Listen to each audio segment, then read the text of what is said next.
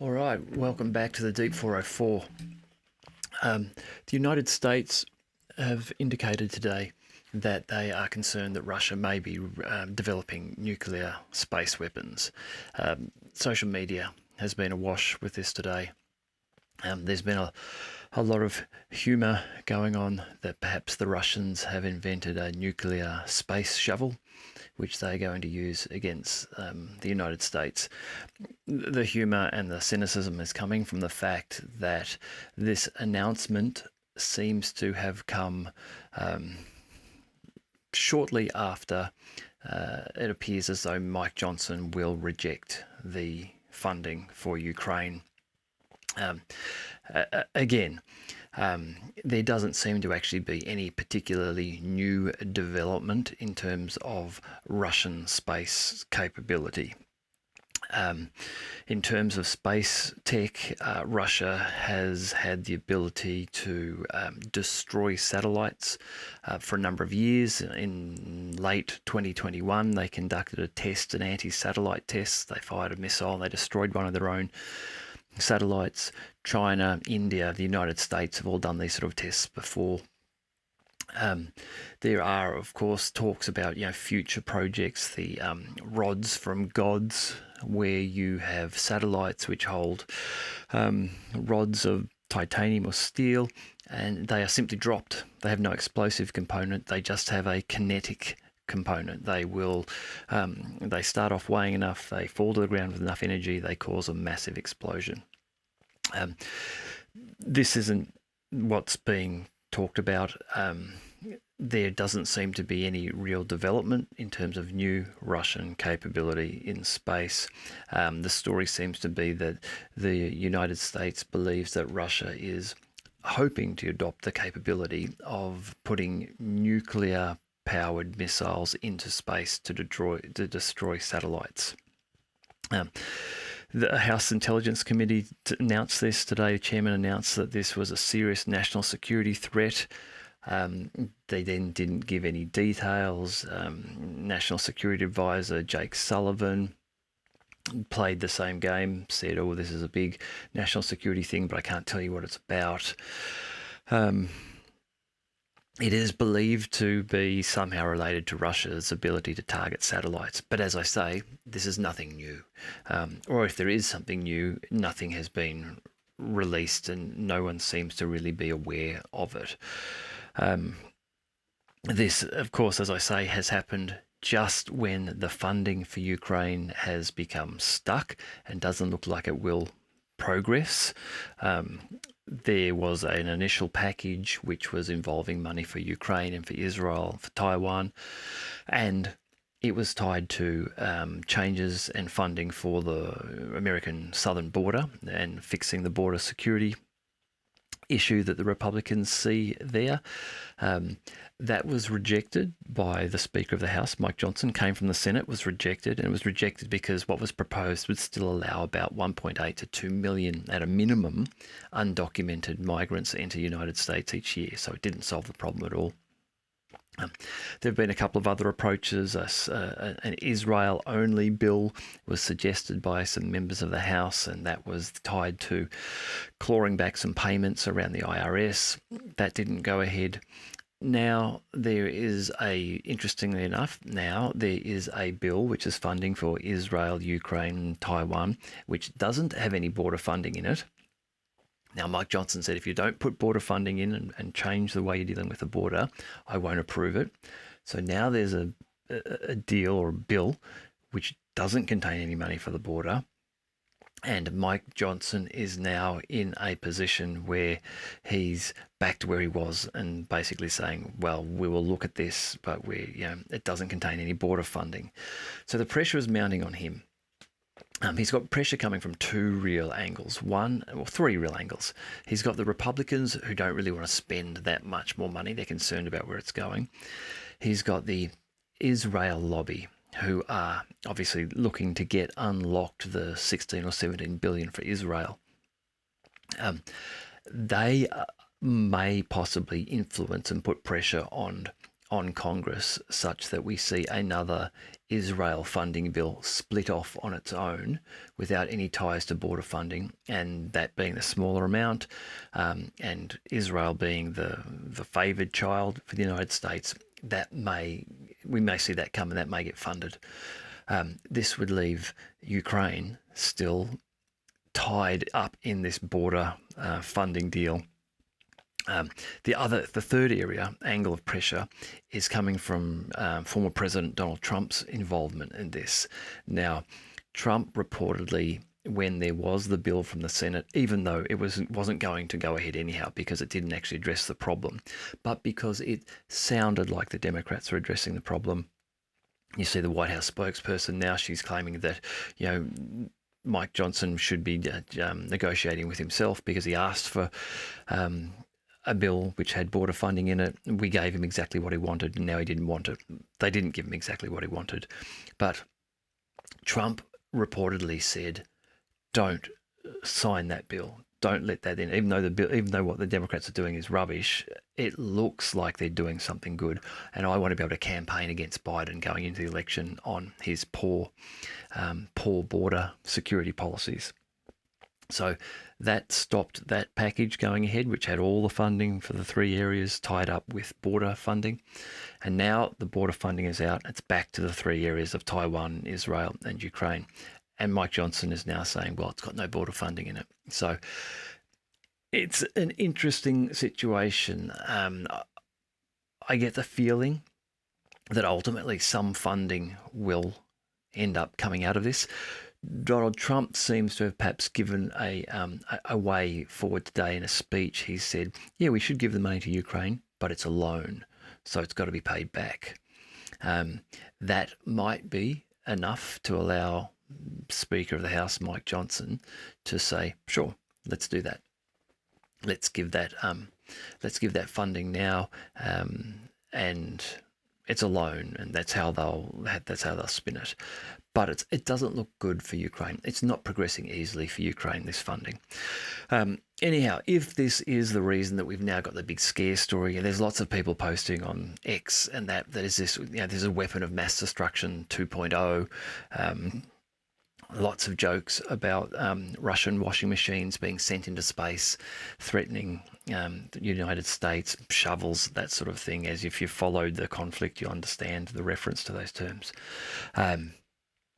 The thing that perhaps the United States really should be concerned about is the ongoing GPS blocking, the electronic warfare that the Russians seem to be enacting up around Poland, Lithuania, Kaliningrad, the Suwalki Gap, and that area there, where there have over the last month been a number of incidents of GPS signal being interfered with and loss of GPS signal for the NATO forces up there conducting elements of the Steadfast Defender NATO exercises. Now, Russia has been capable of doing this for a couple of years now. It hasn't just started now. I think going back to 2021, there were reports of Russia doing similar things when NATO run their big exercises, interfering with their GPS. NATO is heavily reliant on GPS. I grabbed a little bit here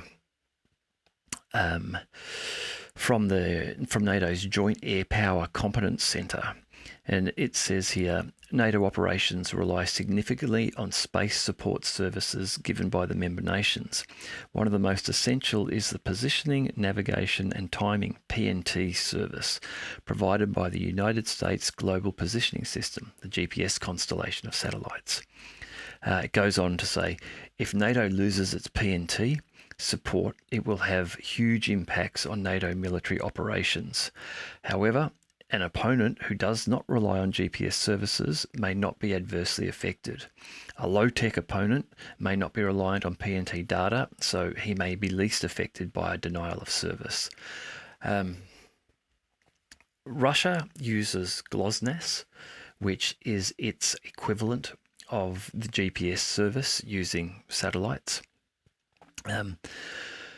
Russia, as I said, has previously conducted they call them an ascent hit to kill anti-satellite test, where they fired a rocket, as they fired a missile up and destroyed a satellite. So Russia has that capability now.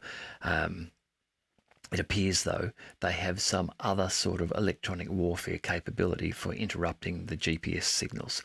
Now, if the NATO forces don't have the equivalent capability in terms of disrupting the GLONASS system, they may have. I just haven't been able to find information indicating that they are doing that and are capable of doing that. And if they were, I thought we would have heard more of that in this conflict so far, with Russian reports of suffering under Ukrainian EW. From what I've been able to glean from Telegram channels from both Ukrainian and Russian channels, it seems as though Russia is leading the electronic warfare race in the conflict at this stage. Dima from the Military Summary channel, who collates this great set of data where each day him and his team collate video geolocated footage of attacks and strikes and things in different areas. He some months ago indicated that there were areas on the front line where they had no reports of Ukrainian FPV drone attacks, which was unusual because the Ukrainians are launching FPV drone attacks everywhere, but there are some areas that they weren't. And his hypothesis was that and this was a few months ago, but in these areas, this might be where the Russians are starting to test out anti-drone electronic warfare capability, and it's working, and the Ukrainians aren't able to use the FP drones in that area. This week, we've seen anti-FPV drone equipment coming out, big lumpy backpacks for Russian soldiers wearing around. We're seeing it come out on vehicles as well, on BMPs, tanks and that sort of thing. Looking at the first generation anti-drone EW kits now, it reminds me of like in the 80s when the first mobile phones came out, and they were like an army mobile phone. They had a big battery pack that you carried around like a suitcase and your big phone hanging off it. I think we'll look back on this now and kind of laugh in a few years' time when I imagine that these personal FPV electronic warfare systems will provide a bubble of security around an individual, and they'll end up being something like the size of a mobile phone, I imagine. And give it a couple of years of development. So that might be a more realistic challenge for NATO and the United States to be concerned about, the Russian ability to disable their GPS in certain areas. How powerful that is, how extensive that capability is, who knows at this stage. But in some of the reporting I saw from last month, there seemed to be a significant area. I'm guessing maybe 15 or 20 kilometres north and south of the Suwalki Gap. So perhaps 40 or 50 kilometre kind of radius area, perhaps more, was impacted. GPS signal in that area was impacted. So that's something which is going on, and which would have an impact on NATO ability if the Russians are able to deploy this over a large area. There's also other electromagnetic warfare weapons, EMP weapons. These work in a different way. Instead of just blocking the ability to be able to use a particular service, radio frequency, electromagnetic sort of frequency service like GPS is, the EMPs work by actually destroying electronics. They cause an explosion which generates a massive electromagnetic pulse, and that pulse is such that when it hits electronic components, it's I'm guessing it's able to induce within those wires, those circuits, induce with such a large pulse enough current to fry them, that for a brief millisecond of time, the current induced through them is significant and is enough to just be able to fry the tiny circuitry and componentry. And that just leaves within the affected area all electronics, unless they are somehow shielded, destroyed and unworkable. So that's all sorts of things: mobile phones, laptops, monitors, cameras, TVs, all of that goes out. But not only that, your electronics in your tank auto loaders, your night vision goggles and sights and things, like all of those things in the area go out. This can be done with a nuclear weapon. It's where you do a high altitude burst of a nuclear weapon, and they've tested this in the past and they know how this works. And this doesn't then give you the radiation problems of a normal nuclear blast, but it still gives you the electromagnetic pulse over a wide area. You can do this. I have read some talk that there may be some development. The Russians may be looking to develop either shells or smaller missiles that would do this. In terms of a missile, I don't know if that is a single explosive missile, so you would fire a missile over your enemy's positions. It would explode in an air burst, create the pulse, and then an area underneath would be rendered useless, all electronics.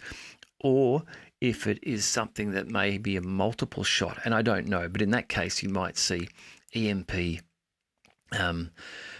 missiles, ballistic missiles, which are fired and they are able to perform a pulse and then another pulse and another pulse as they travel along a trajectory. So you would fire them, over a front line or something like that. I think it's probably more likely that the initial ones will be a single burst type of thing, but then with time they might develop them so that with a single shot you can actually get more than one area impacted. So there's been another intriguing announcement on social media today, which is reportedly of President Vladimir Putin of Russia, suggesting that Russia are close to releasing a vaccine for cancer.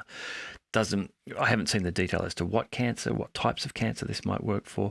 I have no ability to confirm, if this is even true or realistic, or if Putin is purely trolling for some reason here.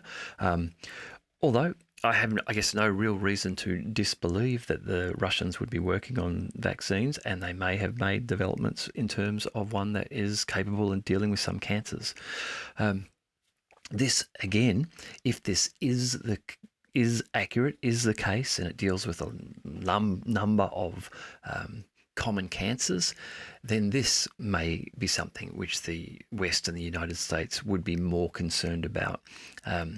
A vaccine for cancer distributed and owned and patented by the Russians would give them a great revenue income. You imagine that people from all around the world would be looking for a vaccine against particular types of cancers, given that cancer is such a large killer in the Western world, given Western lifestyles and diets and all of that sort of habits and all that sort of thing.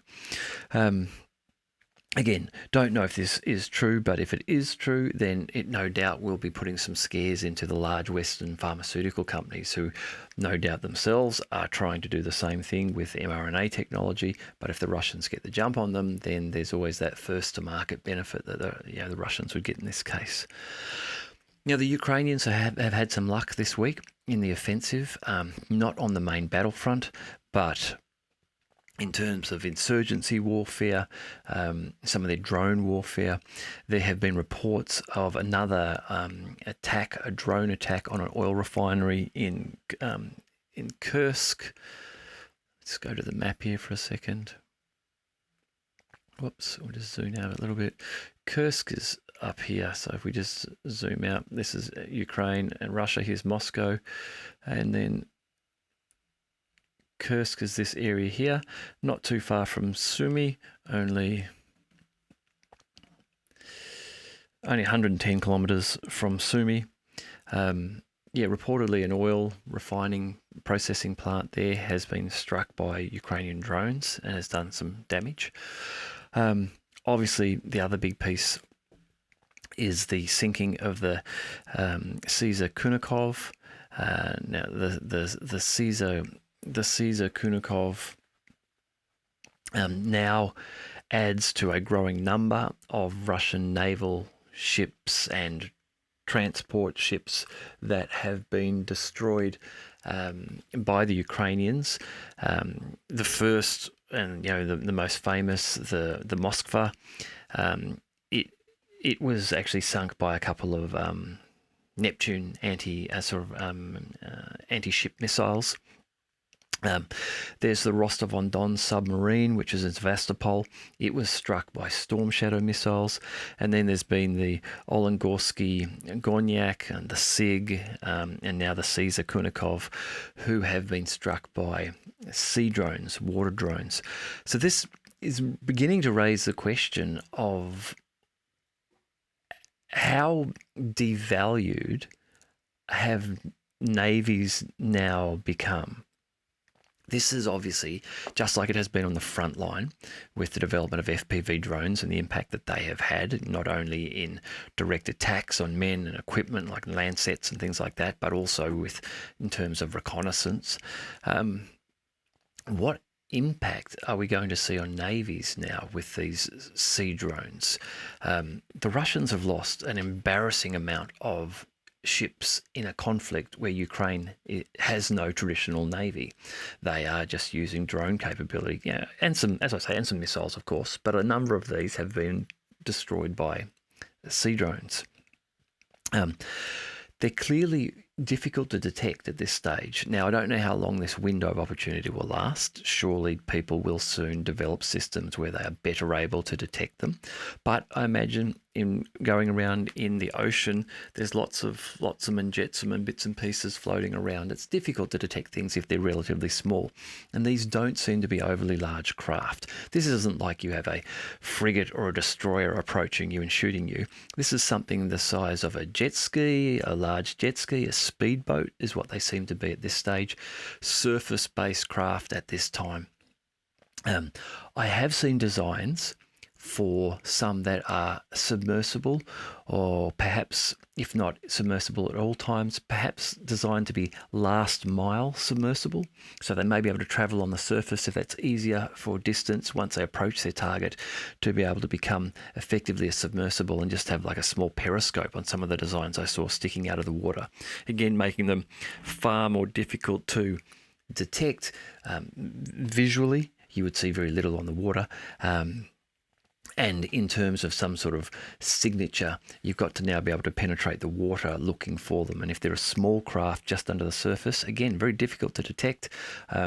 They could, you would imagine, vary their speed quite dramatically. Something like that could get close, could sort of float, almost drift in towards, if there are a number of them in a group, say you had 30 or 40 of them, almost like active sea mines. If you imagine sea mines in an area that have a propulsion system, so they're not just chained and located somewhere, they can move themselves, and you've got a set of eyes with a camera on them so you can see where you want to move them. That, you could imagine, would be hellishly difficult for large boats to deal with night and day, having to address that. I have seen a suggestion that we might see some improvised defences against this, looking like sandbags being laid on the side of these ships, with anti-personnel like Claymore type mines laid on them with some sort of triggering device, so that should a sea drone get close enough, one of those can be fired off.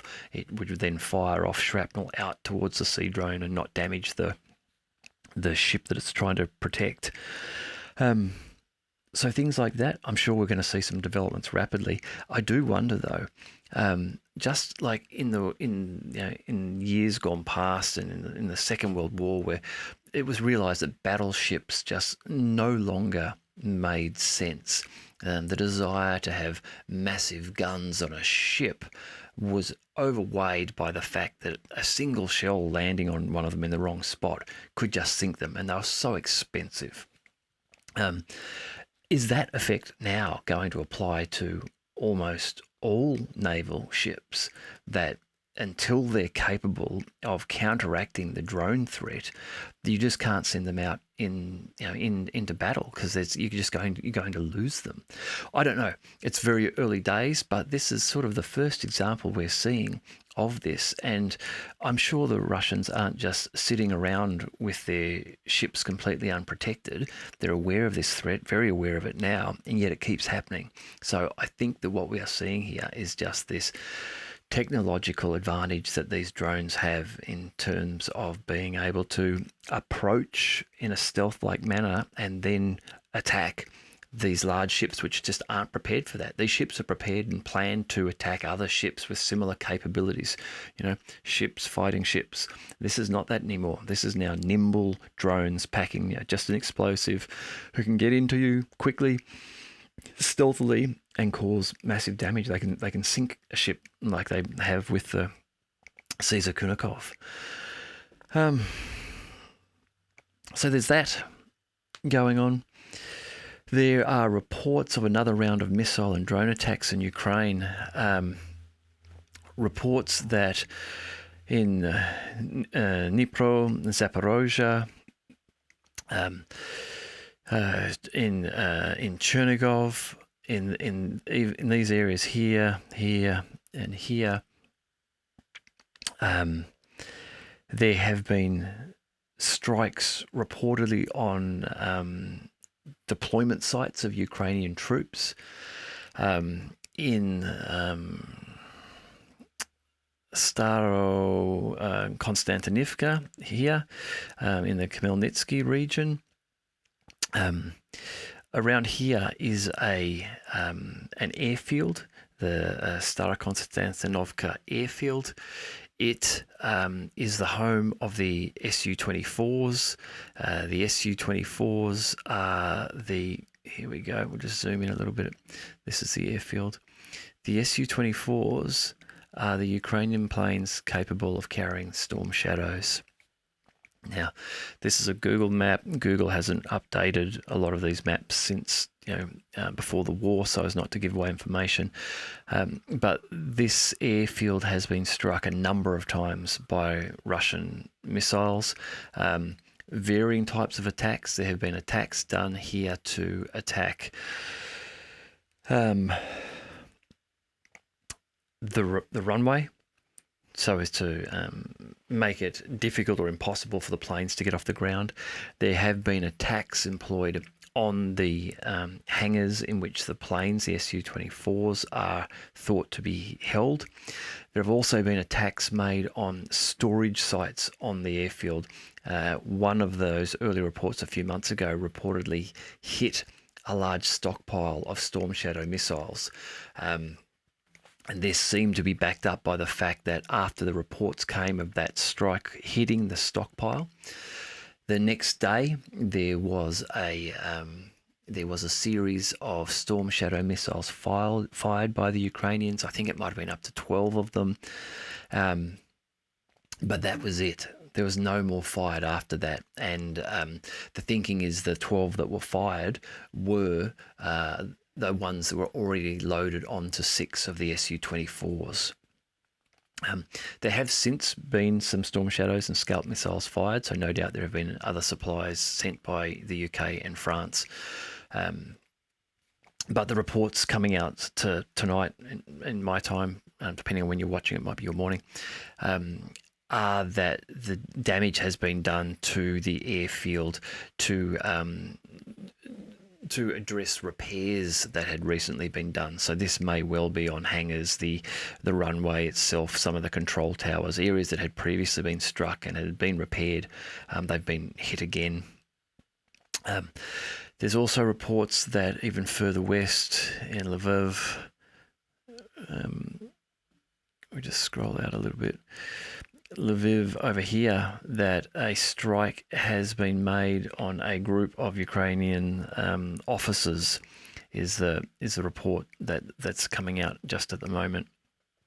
I don't have any more detail on that, but Lviv has been the target of Russian missile strikes again a number of times over the last year. So it's no surprise to hear that attack has been carried out there again. Just before I get to the front line, an interesting article. The Norwegian Finnish ammunition company Nammo, it has just announced that it has moved to 24/7 production of 155mm shells. I didn't get any information on the size of this production facility, but the thing that's telling about this is that they are announcing this now 2 years into the conflict. Russia, I would suggest, after the negotiations began to fall apart in March of 2022, would have adopted a 24/7 approach to their artillery production. We have had this, part of the Russian Minister of Defense, Sergei Shoigu's, annual reporting to his President Putin. He's talked about a 16-fold increase in Russian ammunition production during this conflict. So whatever they were producing at the start, they're now producing 16 times more than that. So that's a large increase. And so this article today, while they're claiming that this is what we're doing, moving to 24/7 production of 155mm shells. NATO shells, 155mm shells. The Russians use 155 and 152. The Russians are moving to use more 155mm shells now. The Krasnopol shell is one they use. It's a long-range shell. But Russia has had 2 years of this. So this is the telling feature now. And this is something I've been saying for a while, and why Russia will win this conflict with Ukraine, in that Russia sees themselves as being under existential threat, and they have therefore moved to this full war footing. They are in that mode of 24/7 production, heavy domestic investment, removing any links or weaknesses because of dependencies on products which are produced overseas. The European nations haven't got to that point yet. And this may be why we're seeing a lot of the Western propaganda in the likes of Sweden and Poland and Germany and the United Kingdom talking about the need for them to prepare for war and that Russia will be coming for them. They need to go to war soon. And this is because if they do wish at some stage to compete with Russia, they will need to increase their production levels. So scaring them into that, scaring the public, scaring businesses into that, will enable them to move closer to that war footing. But until they do move to that war footing, they will struggle because they don't have the need. Poland, the United Kingdom, the United States doesn't have the need to be on a full war footing now because they haven't got the war right on their doorstep. They haven't got someone attacking them. Russia has got Ukraine, they're in a conflict. They feel that if they lose to Ukraine, that Ukraine and NATO will push towards Moscow and will take over Russia. That's what the Russians think, whether you think that or not. That's what the Putin and the Russians feel. So that's why they're acting that way. The European nations aren't in that position at all yet. There's no indication that that Russia or President Putin wants to take any European nations. There's no indication that they wanted to take Ukraine until this conflict started, and then the negotiations fell apart and they realized, okay, no, Ukraine's just signed on with the West and NATO. We're in for a fight. All right, now we need to end this the way we wish to end it, which is with a neutral Ukraine. And so if that means we have to push to the Dnieper and take all these oblasts, including the Donetsk and Luhansk, where these people are after their independence anyhow, Crimea, which I've always said they believe is Russian anyway, they will take that. They will take those, and then they'll take Odessa and Mykolaiv, because that just makes strategic sense. If you're going to try to ensure that a country on your border doesn't grow military, doesn't grow power, become problematic for you, you want them to be neutral, then circumventing their access to the Black Sea and the ports is a smart move. You would do it. You may allow access for Ukraine to trade, but it'll be through your ports, which you control. So, yeah, again, I think this is a very telling sign that 2 years later, Norway has put its hand up and said, we're going to 24/7 production of shells.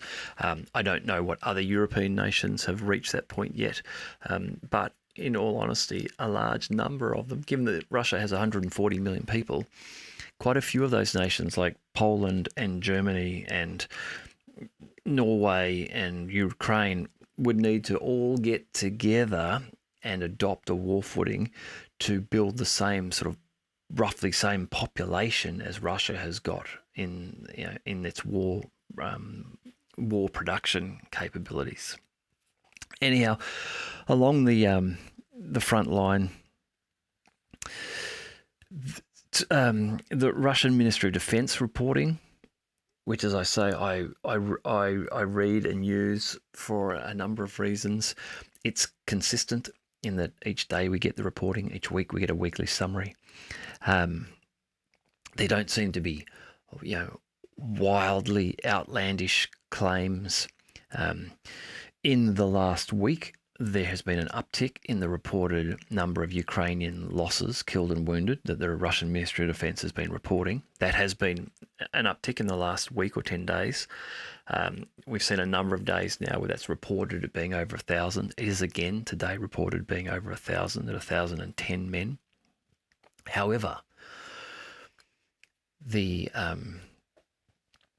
Ukrainian former prosecutor general, Lutsenko, who's a member of the Rada, he a few weeks ago came out and said that he believes that the Ukrainians are losing 1,000 men a day killed and wounded. So this is not from Russia, that's from a member of the Ukrainian parliament. And when he said that, at that time, this talk of 30,000 lost Ukrainians a month, the Russian figures that they were reporting, day in and day out reporting, were summing up to a figure of somewhere between 21 to 23,000 per month. So the figures the Russians are reporting are less than the number that this member of the Ukrainian parliament is suggesting the Ukrainians are losing. So for those reasons, I think that these numbers are, at least worthwhile using as some sort of a guide. A number of the items that are reported by the Russian Ministry of Defense, they provide video evidence on their own Telegram channel, but other people also provide video evidence to back it up. So when they say there's a couple of 777 howitzers have been destroyed, you can often go and find the video. So there's some legitimacy to what they say. And even if you don't accept the numbers that come from the Russian Ministry of Defense, whatever they might be, and remember whatever they might be, I think that if you use some basic logic and mathematics, you must come to the conclusion that whatever numbers the Russians might be losing, the Ukrainians must be losing more. Now, on X today, I've had a interesting, mind-numbing series of discussions with people who, when I have said that the Russians aren't losing as many men as the Ukrainians, that they've just said, oh, you're just a Russian orc, and that's just complete bullshit, and blah blah blah. And so I go back and say, okay, well, let's just use a bit of logic here. The Russians have got plenty of shells. We've had consistent reporting from the West that they're firing 20,000 a day. That's been for months, since midway through last year. I saw some reporting today saying, well, it might be down to 10,000 a day now. They might be conserving their shells. But it's been at least 10,000. It sounds like it's been 20,000 the whole way along. We've also got reports from the West that the Ukrainians are starving for shells, and they're firing at maximum between 1,000 and 2,000 a day. So that's at least a 1 to 10, maybe a 1 to 20 ratio between what the Russians are firing each day and what the Ukrainians are firing back. So there's that. There's the fact that the Russians have equipment like TOS-1, the thermobaric systems, the Fab 500s. I had someone on X today say, oh, the TOS-1s are useless. They're no good. They're not accurate. They're no good at all. I would not like to be anywhere near the landing of a TOS-1 thermobaric. I've shown the videos on here a few times. You may have seen them. If you haven't seen them, go and look them up. They're frightening pieces of kit.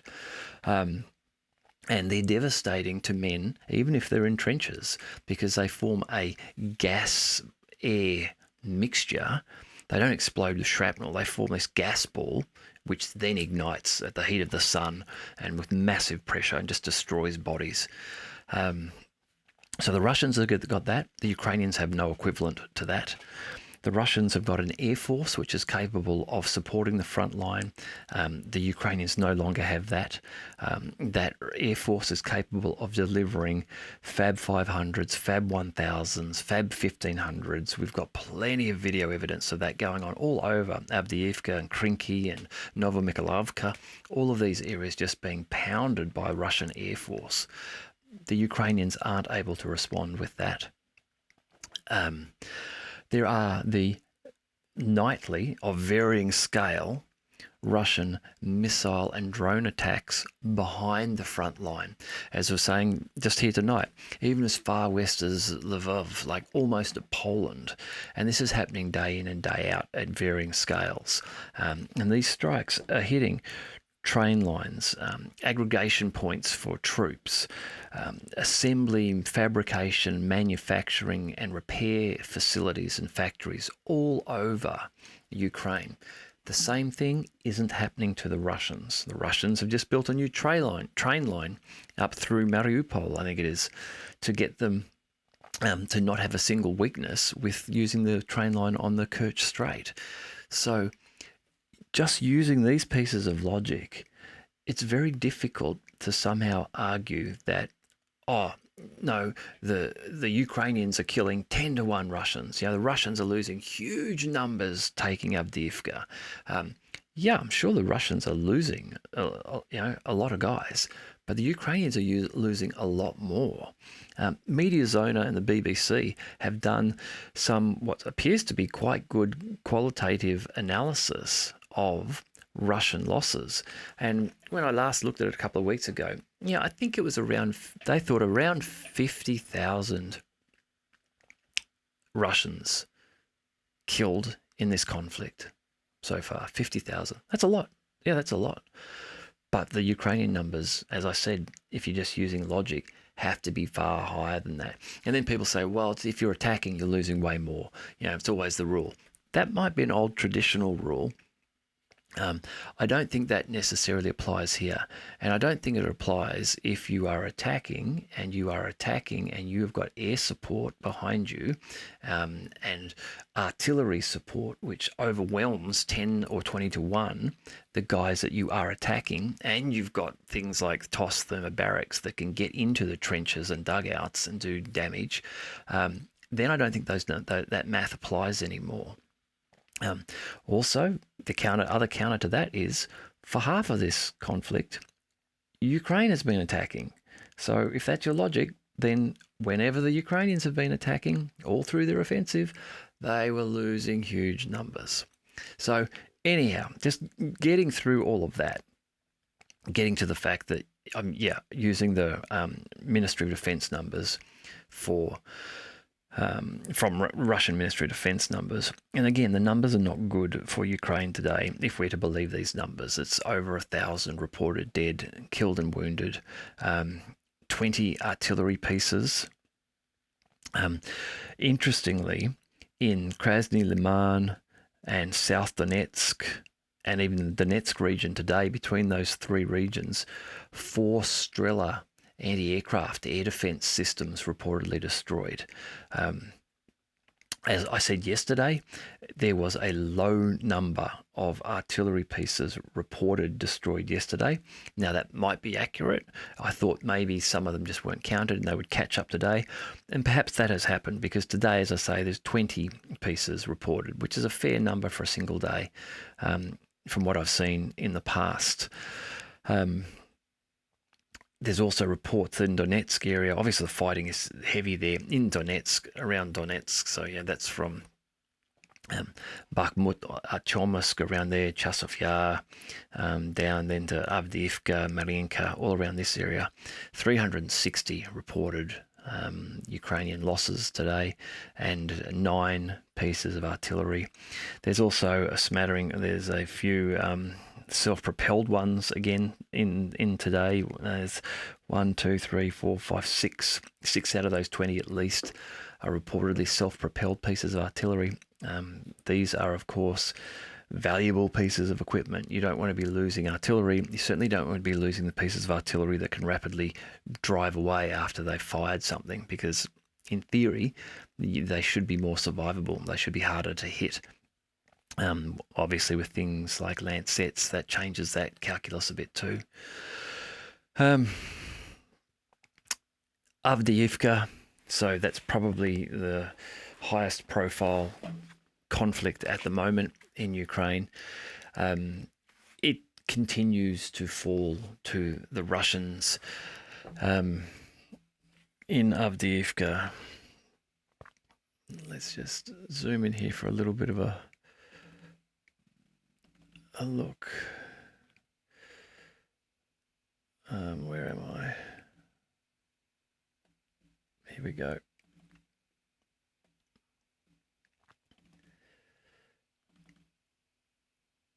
Now, this little red line that you may be able to see running around here is not entirely accurate. It has changed in the last 24 hours significantly.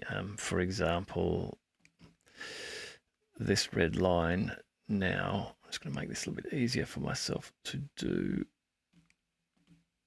Oh, this red line now extends. Sorry, this is really bad content, but anyhow, let's try and do this. Here we go.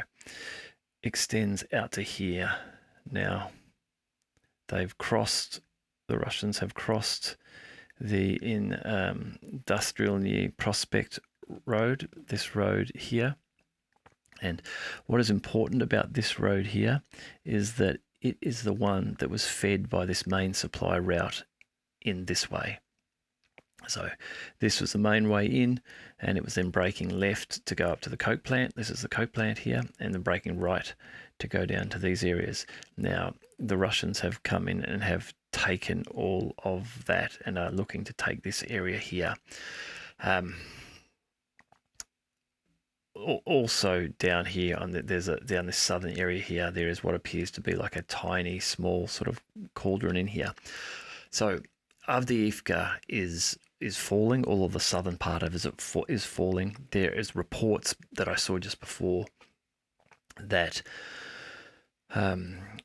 Russian command in the area allegedly tried to communicate with the Ukrainian commanders in Avdiivka and said, look, we're going to give you a chance. If you surrender, we'll open up a safe corridor for you to exit.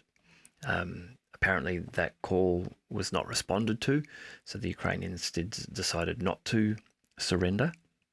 But that does now seem as if that chance has been given, that the troops there are now in a dire situation, really, a very bad situation for those remaining Ukrainian troops. For those up here in the coke plant, again, if you go and have a look around for footage of the coke plant, it is already being just withered away. There are lots of these surrounding buildings here have now been flattened. These are just rubble.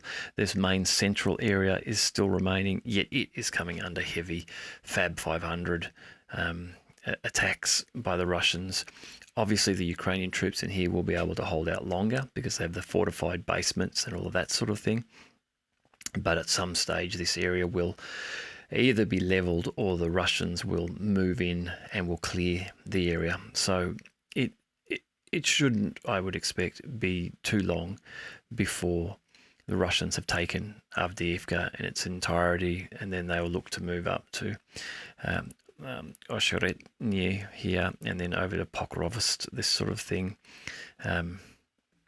Yeah, that's, I guess, the summary for today. We'll see what happens in the next day or so in terms of the giant Russian nuclear space shuttle, and if the Americans continue to talk about that, or if that was just something thrown up to try to grow some support for the funding of Ukraine. It'll be interesting to see just what happens if this lack of funding continues for another couple of weeks, and if the front line, the tactical advances and these rather large advances like in Avdiivka continue, whether the Russians are in a position where they are prepared to make a more strategic advance. What seems to be happening at the moment is a general crumbling of the Ukrainian positions, and so the Russians are taking these small little advances all along the line, day after day. 50 meters here, 100 meters, 300 meters here, even a kilometer here, that type of thing going on. Whereas we haven't seen a big strategic push from the Russians, it seems, at this stage. Now, General Syrskyi is reportedly planning to pour a heap of troops in just here, perhaps, down here, to cut off this area that the Russians have, to try and split this pincer, or perhaps come in here and try and cut off this sort of wide salient here that the Russians have developed. Obviously, what happened in here in Selidovye yesterday has put some dent into that. If the reports here of perhaps up to 600 or more Ukrainian forces who were pulled up from Zaporozhye and southern Donetsk area to come and fight to support Avdiivka, killed in those Iskander and Smerch strikes. This may put General Syrskyi into a position where, even though he's wanted to hold on to Avdiivka, he may not be able to. Mikhail Volterson, who I follow on X and who has great analysis, he was saying that the actual distance that the Ukrainian forces would need to come in and through here to actually cut off this area that the Russians have captured is a distance which the Russians were able to capture in about 4 months, and that the Ukrainians would need to do it in at most 2 weeks to be of any help or any use. And so it seems that it would be highly unlikely that they would be able to do that, which means that Avdiivka is likely to fall, in the very near future.